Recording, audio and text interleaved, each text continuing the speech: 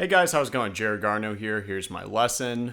So today we're going to go over Dickey's solo and One Way Out.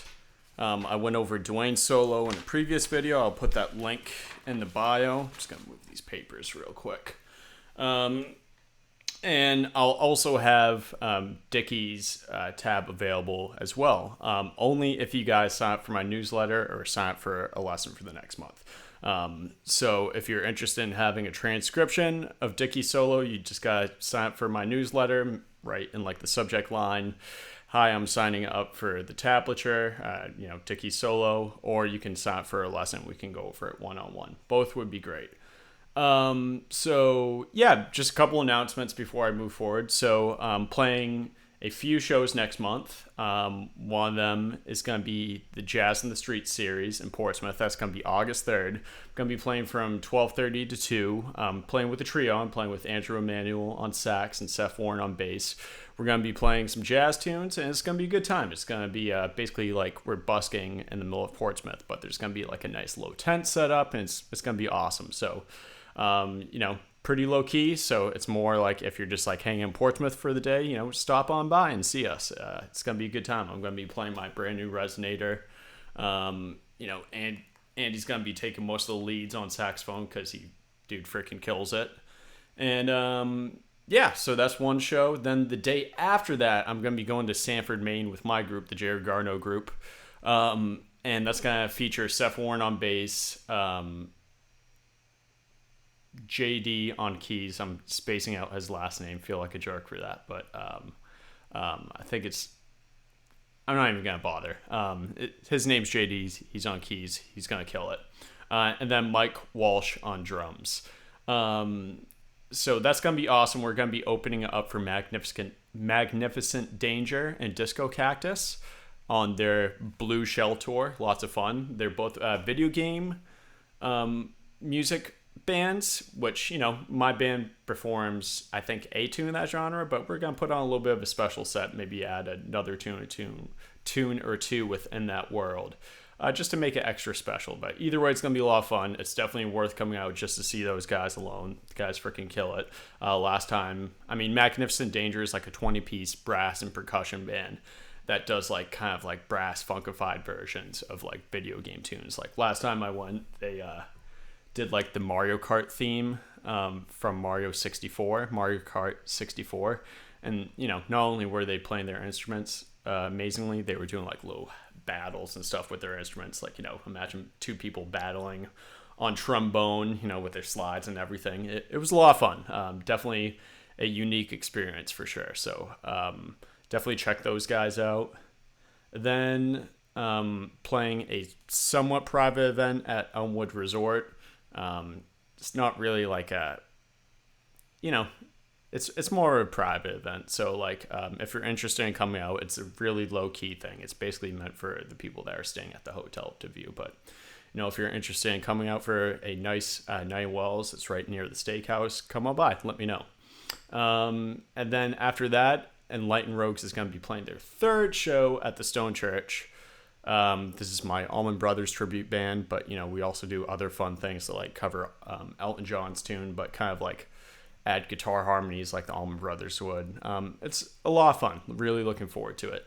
And then I think that's gonna do it for August. So just check out those shows if you can. The other thing is I'm gonna be moving. So for those of you that have taken lessons from me and my studio in Rochester, I'm going to be moving to Dover. So luckily enough, I was able to find a studio space to teach lessons at. So if you're looking for in-person lessons and you aren't located out of Concord or anything, I'll be having a studio space in Dover. So if you're interested in more details about that, just send me an email and I'll gladly talk you through. Online lessons are still, that's going to be the same regardless. You're going to still use my Calendly link to sign up for those. But for the in-person lessons, still kind of working out the logistical kinks of that. So, yeah, very busy. It's exciting moving the next month with my girlfriend. So, obviously, yeah, pretty big step in life. So, pretty excited about that. But just trying to think if there's anything else I should go over Went over the newsletter, everything with that. Went over my performances. Yeah, I think that just about covers it. So if I think of anything else, I'll bring up before the end of the video. But anyways, so today's lesson video is gonna go over One Way Out. So Dickey's solo. So I'm gonna include a link of me playing the solo down below. I already posted me playing the solo note by note. Although even like between that video and last time, I've noticed like there were a few things I did differently from Dickey, so I tried to reflect that in the transcription I wrote out. But anyways, let's start from the beginning. I'm just going to go over the first chorus today. So the first chorus starts on beats 3 and 4, right before the top of the form. So if we're thinking of the verse, that last verse happens, it's going to happen on the 12th measure on beats 3 and 4. And the first two notes we're going to hit is...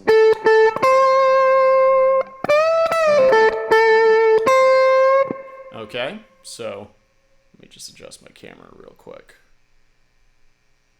There we go. And I'll move over. There we go.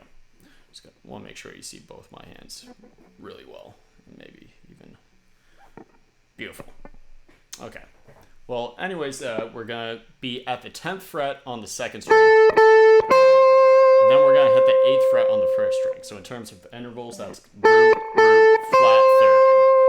A, C. And then by the time you hit that C, add like a healthy amount of vibrato to it. Then from there, we're going...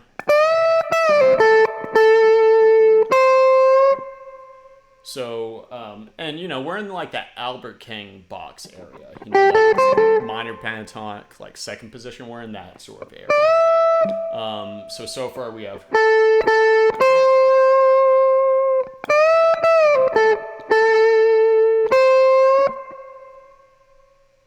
And then that bend part is we're doing a full step bend from the 10th fret.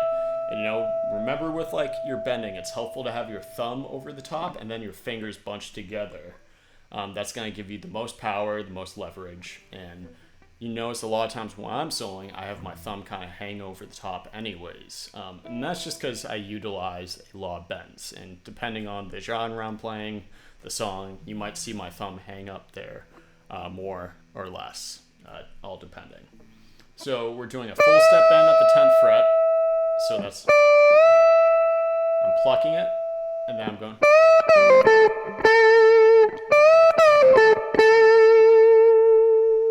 So from there, I'm going.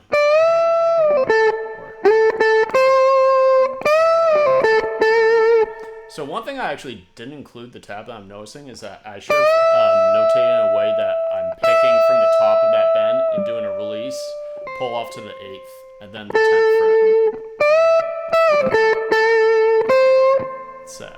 I'm actually surprised I didn't catch that before. I definitely proofread it a couple times before I thought it was done, but I'll update that again. So. Oh no, I did notate that right because I wrote a full step bend there, and then I did the other one. Okay, awesome. Never mind. I'm good. So after that low release of the bend, pull off to the 8th fret. I'm hitting the root twice, and then hitting the 8th fret and just nudging it like a quarter step. Kind of hitting that blue 3rd is how you might have heard it described before. So far we have...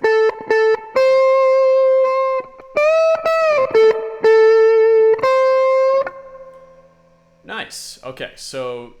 And that's all over, like, that A7 sort of thing. And then after that, we're going... I'm going 8-10, 8-10, 8-10 on the 2nd string, and then 8 on the 1st string, 10 on the 2nd string, and then another full step bend. So kind of just rephrasing what we played before. And I'm doing some alternate picking with that. I normally don't play with a pick, but since I'm going for Dickey Betts solo, I thought it was appropriate. So we're going.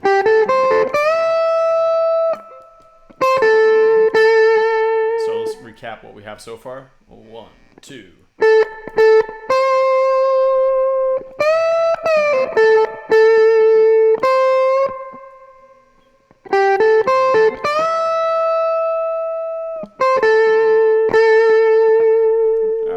Just a recap, that's all over the one chord, the A7. So one thing I want you to focus on with the solo is when are we playing minor pentatonic and when we're playing major pentatonic, because depending on what chord we're on, that stuff matters. You know, it's not maybe as in depth as like the jazz way of thinking, where you're thinking of each chord as its own tonal center. This way of thinking is kind of like, all right, are we playing minor or major pentatonic over this chord, or are we mixing? That's kind of the mode of thinking right there. But then after that, we're going.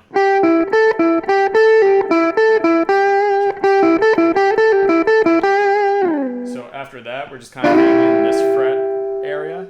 I'm putting my index finger on the 8th fret and my middle finger on the 9th fret, and it's pretty much just going to stay there, and you'll see why. So I'm going. So I'm going 8, 9, 10. I'm doing that with my index finger. And then kind of just alternating between that 9th fret on the 3rd string. So that's all 8, 9, 10, 9, 8. And then from the 10th fret, we're doing pull off to the 8th fret, 9th fret on the 3rd string, and then 10, 9, 8. So it's a little bit of a doozy, but this is a fun lick to get down on your fingers because you can play it pretty fast. Sounds really good on this kind of boogie woogie blues style. So yeah, so far we have.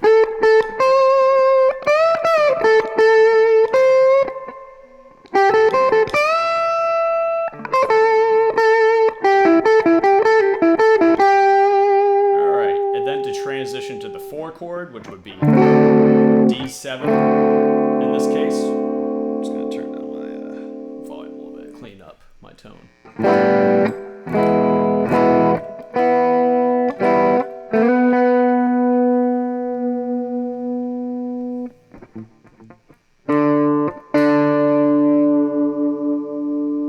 It's that time of year.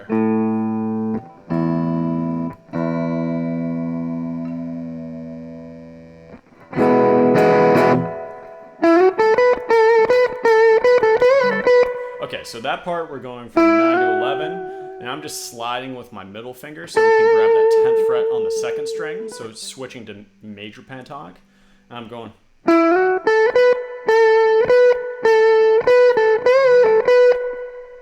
So I'm going.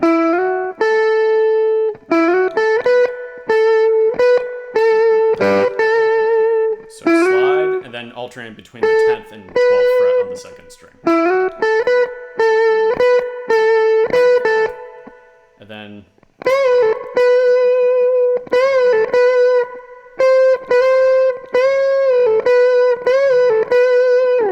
then from there I'm going like sort of like between a half step and a full step on that bend, because you don't really want to hit a full C sharp on that because we're hitting that D7. That sound would clash if we held it, but it's definitely, you know, not quite that flat third. It's kind of somewhere in between there. But we're just going. So bend, release, pull off to the 10th, 12th. So that entire part is.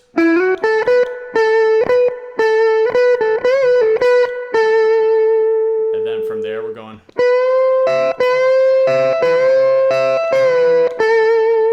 We're doing this little trick where we're doing a bend from the 2nd string, doing like that 3/4 bend, I guess you could like call it. And then I'm grabbing the 5th E with my pinky on top. So that's the tricky thing there, is keeping your pinky stationary while bending the other fingers. So you don't want to bend that 2nd string and have the 1st string come up with it. You want to keep that pinky in the same spot just to keep in tune. But we're going.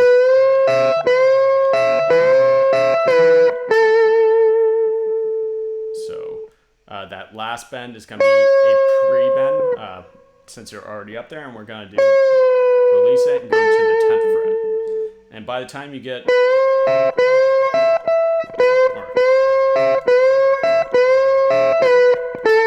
there, we're back to the 1 chord. So we're going.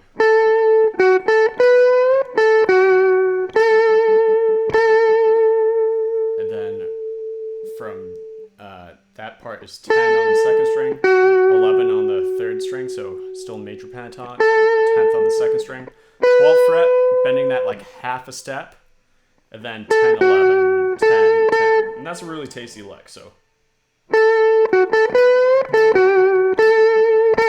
Really sings. Then from there, we're transitioning, we're about to hit the 5 chord. So at the 12th fret, we're doing a whole step. And we're alternating between that and then the 12th fret on the 1st string. You don't want to release that bend on the way down. I mean, you can if you want to choose to bury it, which is always great. But, you know, on the recording, Dickey's not doing that sort of thing. It's...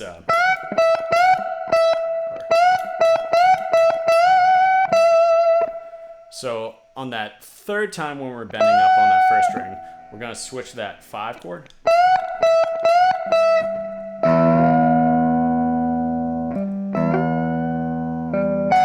Sounds a little weird out of context, but that is when he's hitting the 5 chord. So it's like...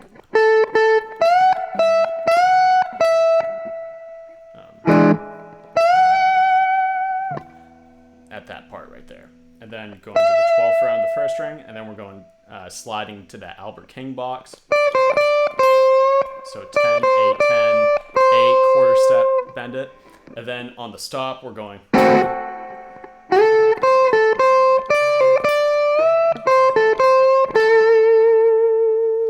right. And that part right there is we're going 10 on the 2nd string, 8 on the 1st string, 10, 8, and then 10, 8 on the 1st string, but pulling it off, and then 10th fret, doing a whole step bend. So,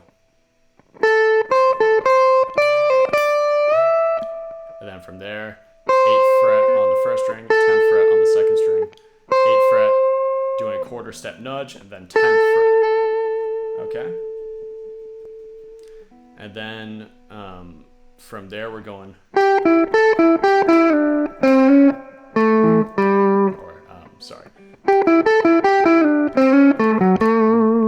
So from there, that we're kind of just doing that same lick we did towards the beginning of the solo, where we're going.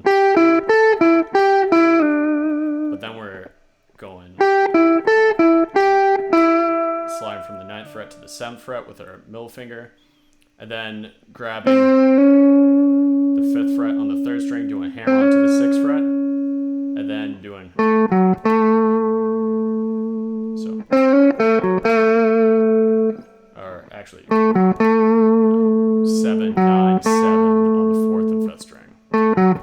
So doing that flat 3rd to major 3rd, hammer on, and then I'm gonna stop there because the next solo, even though it technically starts in the 1st chorus, kind of bleeds through to the 2nd chorus. So I almost kind of consider that next part of the lick part of the 2nd chorus, similar to like how the beginning of the solo kind of like started in the verse chorus.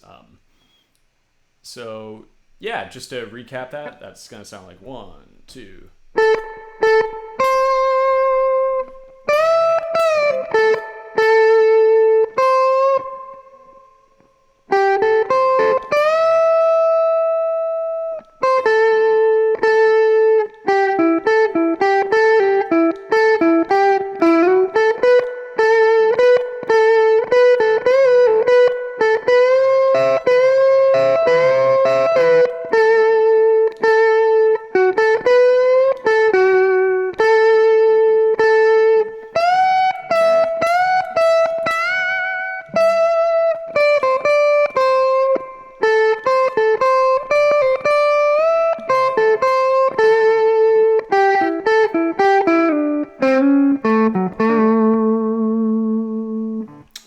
so that's Dickey's solo from the first chorus of One Way Out. Really fun solo. Recommend you play with the recording just to get the timing down with it. That's one thing the tablature doesn't tell you. But, you know, just really play with the recording a lot, get the timing, get the sound of the bends right, his picking, how much he's digging in. And then try playing with the backing track without the solo.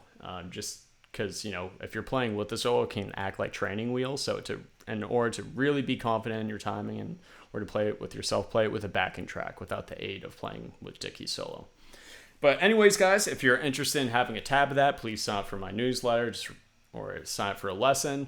I'll send it over to you. The whole entire thing is tabbed out. It has a lot of good stuff in here. But anyways, guys, like, comment, subscribe, ring the bell so you're notified when I release a video and all those good things. And I'll see you sometime soon. I know I call this my weekly video series. I haven't exactly been doing it weekly, but you know, just kind of, I'm either gonna like rename the series, you know, call it something else, or try and actually do it weekly, because yeah, it's a little bit of a not the most apt name. But anyways, guys, I will see you sometime soon. Take care.